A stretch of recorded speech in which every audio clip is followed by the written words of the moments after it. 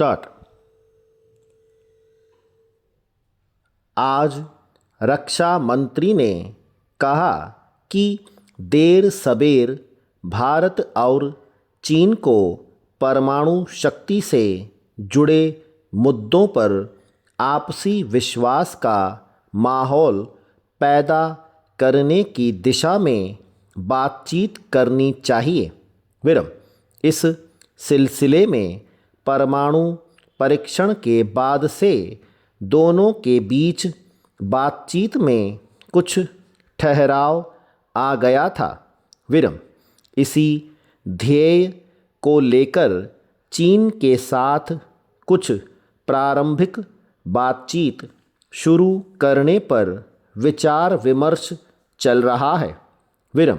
उन्होंने इस बारे में कहा है कि हमारी मूल चिंता का विषय भारत की भौगोलिक और राजनीतिक स्थिति है। इसी मुद्दे पर चीन और पाकिस्तान के सामरिक संबंध इस विषय के दायरे में मापे जाने चाहिए। भारत और पाकिस्तान के बीच हुई वार्ता लंबी खिंच जाने से हमको निराश होने की ज़रूरत नहीं है, बल्कि दोनों पक्षों की ओर से बातचीत शुरू किया जाना एकमात्र सराहनीय कदम होगा। अमेरिका भी भारत से कुछ निश्चित अपेक्षाएं रखता है जिन्हें स्वीकार नहीं किया जा सकता। जिस चीज़ में हमारा हित न हो उसको अस्वीकार किया जाना चाहिए। भारत एक बहुत बड़ा देश है।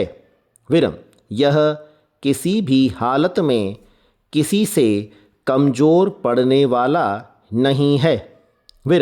हमारे देश के अंदर बहुत शक्तिशाली देश बनने की सभी क्षमता और संभावना मौजूद है।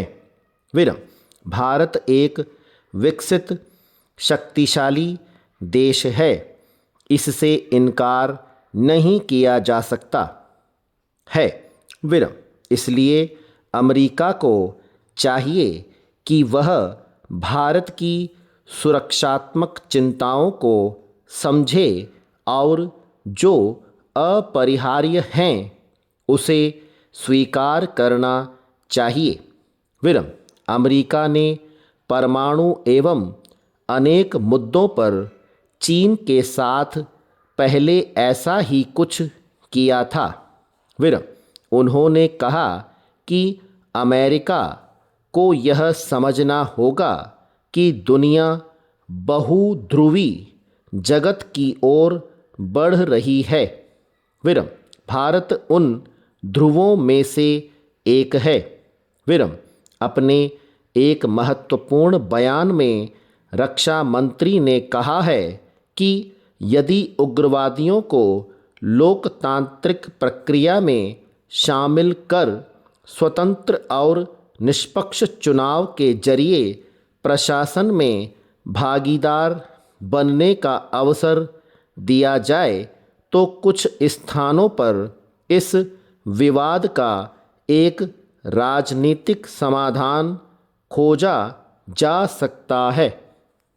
स्टॉप।